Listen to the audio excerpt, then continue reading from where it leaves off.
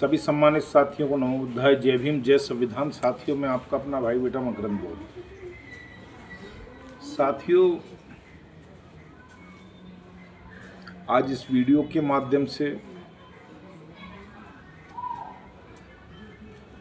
मैं आपको वह सच्चाई बताने जा रहा हूं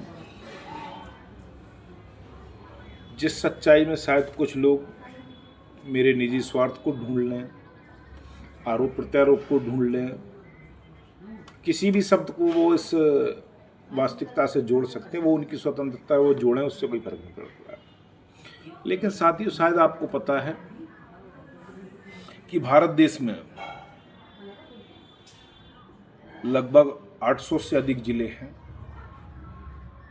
अधिक से तात्पर्य 806 हैं। तो मैंने जो अपने जीवन काल में सामाजिक क्षेत्र में कार्य करते हुए जिले के जो पदाधिकारी होते हैं, जिलाधीश, माननीय कलेक्टर महोदय, बहुत से कलेक्टरों की कार्यशैली, जिसमें हम माननीय कलेक्टर महोदया प्रतिभाशाली महिलाओं में भी बहुत से लोगों को मैंने देखा है। लेकिन आज मैं अगर वर्तमान और मौजूदा परिदृश्य में किसी कलेक्टर की कार्यशैली से प्रभावित हूँ, त्वरित कार्रवाई से प्रभावित हूँ और सही कार्य से प्रभावित हूँ, तो ऐसे कलेक्टर हैं, थोड़ा विराम लेना चाहूँगा। आप भी शायद सोचेंगे, क्या आप बता सकते हैं ऐसे कलेक्टर में लगभग 800 या 806 जिलों का प्रतिनिधित्व करने वाले कलेक्टरों में माननीय सम्माननीय किन कलेक्टर महोदय का नाम लेना चाहूँगा? शायद जवाब नहीं होगा, लेकिन आप चिंतित मत होइए, मैं आपको स्वयं बताऊँगा। साथियों, छोटा सा बीच में अपना परिचय देना चाहूँगा। मैं आपका अपना भाई बेटा मकरंद बोध, आज़ाद समाज पार्टी भीम आर्मी का छोटा सा सिपाही कार्यकर्ता पदाधिकारी। साथियों, वह संभाग है ग्वालियर, और उस ग्वालियर संभाग के अंतर्गत आता है एक ऐसा जिला जो हर बार सर्दियों में टेम्परेचर के मामले में भी अपना इतिहास गढ़कर जाता है, जहां सर्द ऋतु का जो परसेंटेज रहता है बहुत अधिक रहता है। लेकिन इसके विपरीत भी ऐसी सर्दी को और ऐसी व्यवस्थाएं जो इंसान को कहीं ना कहीं जमाने का काम करती हैं, तोड़ने का काम करती हैं, उनको अगर पिघलाने का कोई काम कर रहा है, तो आज वास्तव में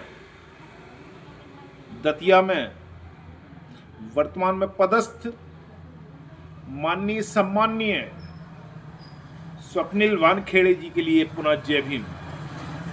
देशियों, साथियों, देश में मैं अगर किसी कलेक्टर की कार्यशैली से प्रभावित हुआ हूं, तो माननीय सम्माननीय स्वप्निल वानखेड़े जी की कार्यशैली से प्रभावित हुआ हूं।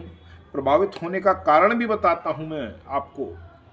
जहां कुछ कलेक्टर राजनीतिक पार्टियों के संरक्षण, दबाव, पॉलिटिकल पावर, सामाजिक पावर, संगठनों का पावर, और जो कहीं ना कहीं एक भीड़ तंत्र का पावर होता है, जिसमें कुछ लोग जमावटी भीड़ लेकर प्रेशर बनाने का काम करते हैं, इन सबसे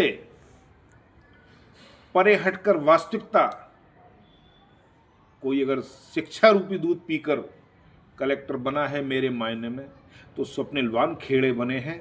और उनका जो निर्णय करने का तरीका है, उसकी मैं जितनी भी तारीफ करूँ आपका अपना भाई बेटा, उतनी कम है। मैंने साथियों अभी विगत 1-2 दिन पहले एक वीडियो देखा, जिसमें कोई पीड़ित बहन बेटी, उसके पति जो विद्युत विभाग में कर्मचारी होंगे, तो कहीं ना कहीं जो नीचे के पदाधिकारी होते हैं बिजली विभाग में, उनकी लापरवाही से, या अन्य जो फीडर वगैरह पर जो लोग रहते हैं, कहने का मतलब शटडाउन का मतलब यानी कि जो जब भी बंद की जाती है बिजली, ऐसा कुछ उनकी भाषा में वो होता है, बंद और चालू करने वाला सिस्टम। तो सिस्टम के दौरान जब वो व्यक्ति किसी इलेक्ट्रिकल से संबंधित कमी को खम्भे पे चढ़कर ख़त्म करने का काम कर रहा था, तो उसी दरमियान वो विद्युत सप्लाई चालू कर दी जाती है। और उस विद्युत सप्लाई में उस बहन बेटी के अनुसार जब वो रोती है, गाती है, बताती है कि मेरे पति भी वर्तमान में ग्वालियर के 1000 बिस्तर जेस ट्रॉमा सेंटर में भर्ती हैं, तो वो बड़ा बेहद और चिंतित व्यथित करने वाला पल होता है। क्या बीत रही होगी उस बहन बेटी पर, क्या बीत रही होगी उसके बच्चों पर। लेकिन ये सब चीज़ें ठीक है, एक ज़िले के जो जिलाधिकारी होते हैं, कलेक्टर होते हैं, उनके समक्ष इस तरीके की घटनाएं साल दर साल महीनों में आती जाती रहती। लेकिन इस पूरे वीडियो में जब मैंने उस बहन की बात सुनी, उस बेटी की बात सुनी और बिलखते उन 2 बच्चों की आवाज़ सुनी, तो इस बीच जो माननीय स्वप्निल वानखेड़े जी का जो डिसीजन रहा, वो मुझे ही नहीं देश को प्रभावित करने वाला है। उनकी जो त्वरित कार्रवाई, त्वरित निर्णय और सही डिसीजन, मैं इस डिसीजन से प्रभावित हूँ। और बहुत जल्द वह वीडियो भी मैं इस वीडियो के साथ आप लोगों के समक्ष शेयर करूँगा। अगर आप भी चाहते हैं आपके ज़िले का कलेक्टर ऐसा हो, आपके ज़िले का कलेक्टर ऐसा हो जो निष्पक्षता पूर्वक बिना किसी प्रेशर के काम करने में विश्वास रखता है, तो मैं कहता हूं कि अगर कलेक्टर हो तो माननीय स्वप्निल वानखेड़े जैसा हो।